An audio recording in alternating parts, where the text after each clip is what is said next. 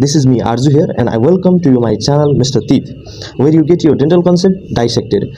So the topic of today's video is Introduction to the Dental Materials, and in this chapter we will be dealing with the history of the dental material science, defining it, and the classification of the dental material on the basis of its application. Okay, so as I have been uploading the videos of dental anatomy, I will simultaneously upload the videos of dental material science too, side by side. Okay, so without delaying much, let's start our topic.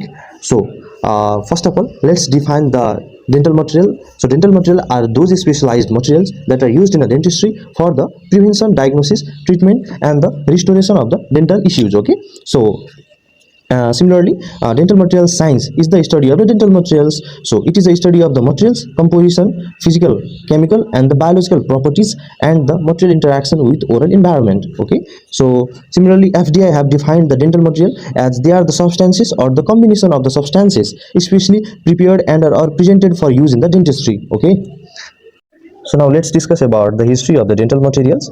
As we start to study the history portion of anything, we feel a lot more trouble that how I will remember those dates and the events happen at those dates. So I have prepared a proper table including all those important dates in this table.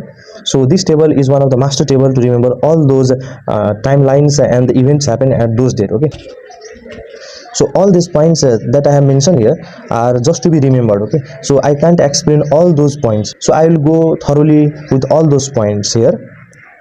So in our first point, as I have written there, in about 3000 BC, dentistry as a specialty have begun. In 2500 BC, gold bands and wires used by the Phoenicians. In 700 BC, Etruscans carved ivory and constructed the partial denture. In 600 BC, Mayans used the sisal segments for the implants. So in the 728 AD, there began the period of modern dentistry. Fauchard, that is a pioneer of the modern dentistry and also the father of the modern dentistry, he published a famous book at that time named Surgeon's Dentist. In 1756 AD, making impressions of the mouth by using the wax. In 774 AD, Ducatius, a French pharmacist, and de Chimant produced a decay-free porcelain denture. Similarly, in 1789, they patented a mineral paste. They patented a modified version of the porcelain denture that was named the mineral paste. Okay, so now in 1806 into the 1808, there was preparation of the single porcelain teeth by G. Fauci. Okay, as I have missed to write here. Okay, it was prepared by the G. Fauci. 26 sets of metallic oxide were used at that time. Similarly, in 1816, taboo of the France and the silver coins were mixed with the mercury. It is in history of dental material, it is called that the first dental amalgam was prepared by the taboos in 1816. Okay, so this date is important, I think. Similarly, in 1844, copper amalgam was invented. In 1847, gutta percha in India was also introduced. That was used as a root canal filling material at that time. In 1855, vulcanite was invented. In 1869, celluloid was also invented. In 1937, acrylic resin was invented. That these substances can be used in the dental material. In 1937, acrylic resin was also invented. So here in early 1900, we can see here there was improved formulations of the amalgam. Zinc oxide usinal were introduced. Similarly, in mid 1900, acrylic resins were used for the dentures. Composite resins were discovered. Glass ionomer cement was invented by the Kent. Similarly, in late 1900, light cure composite were also discovered. Those have a better adhesion property. Similarly, CAD CAM was also invented at that time. In 21st century, nano materials.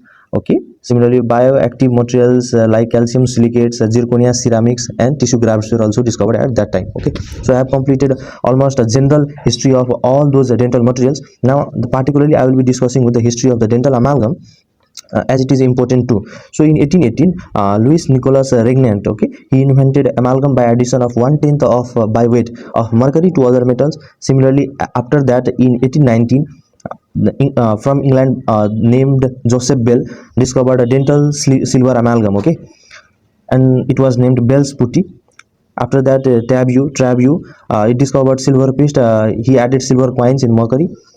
In 1833, Craucour's brother introduced to the America the Royal Mineral Succedaneum, which was actually saved French silver coins and mercury. That initiated the amalgam war. So the first amalgam war was in 1845. Okay, American Society of Dental Surgeons condemned the use of filling material other than the gold are toxic, and it was ended by the professional demand and the consumers demand.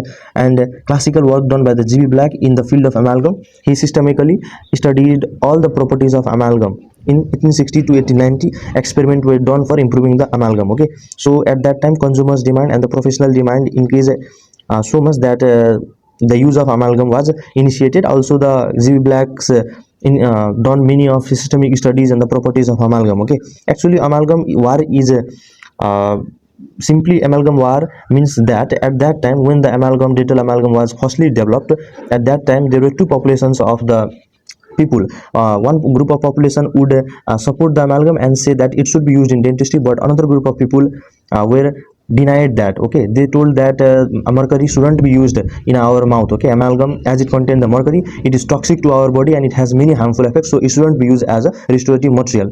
So due to clash between these two opinions, there was a initiation of the amalgam war. Okay, there are total three amalgam wars. So first amalgam war, it was started in 1845, and now second amalgam war.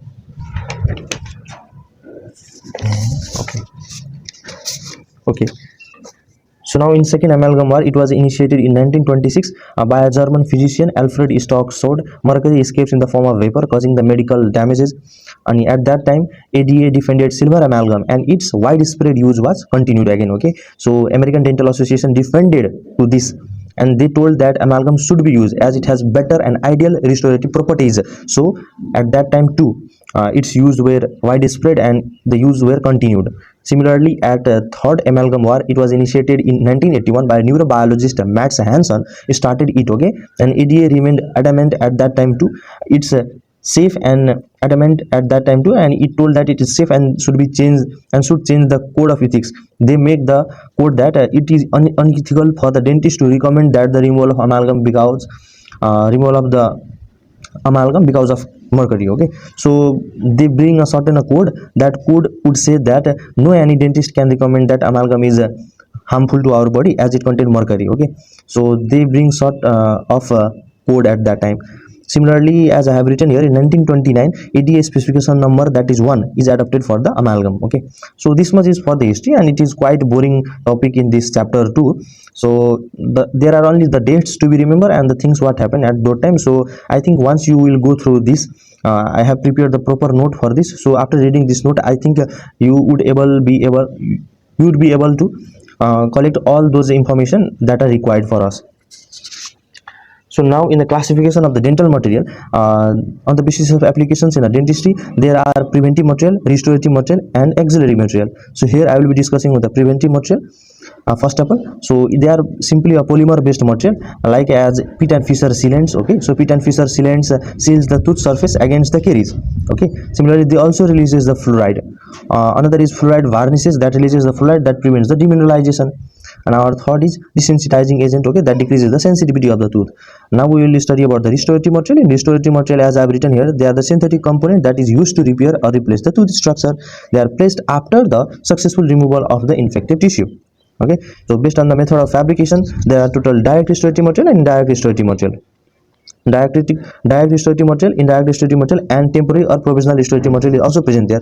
Okay, so direct restorative material are those that we place in mouth directly. It is fabricated inside the mouth itself. Okay, and it consists of pure gold foil, dental amalgam and dental composites. And pure gold foil, dental amalgam requires the proper bonding mechanism, but dental composite do not require any sort of a bonding mechanism as it adheres micromechanically. And indirect restorative material, it contains those materials that aren't placed directly. Okay, they aren't placed directly, they are fabricated outside the oral cavity and after they are cemented in the mouth. Okay, replaces the larger tooth structure, metals and alloys, ceramics, metal and ceramic. And these are those they are those restorative materials. Those restores the large portions of the tooth, such as if someone is edentulous and we put their complete denture, so that the material that are used in that denture are under the indirect restorative material. Similarly, we put a crown in the mouth. So the material that are associated with that crown are indirect restorative material. Okay, now we will study with the temporary and provisional restorative material. So temporary and provisional restorative material are those materials that are used for the short time frame, and as we require a certain time to prepare the indirect prosthesis, so during those time at that time temporary restorations are used. So it requires the cement that includes zinc oxide usinal and zinc phosphate. Similarly, orthodontic wires are also used. Now we will discuss about the auxiliary material. Auxiliary material means those material that do not form a part of the restoration. They just aid during the fabrication of the dental prosthesis, and it includes the impression material, gypsum product, dental waxes, finishing and polishing abrasives, acid etching solution. And acid etching solution helps in enhancing the bonding and increasing the surface free energy. Okay, they properly do not form part of the restoration. They just help in the or aid during the fabrication of the dental prosthesis. So this was for today. So if you love this video, please do like, subscribe and share with your batchmates, and I will catch you in the next video. Till then, tata, bye bye, and stay healthy and happy studying. Thank you.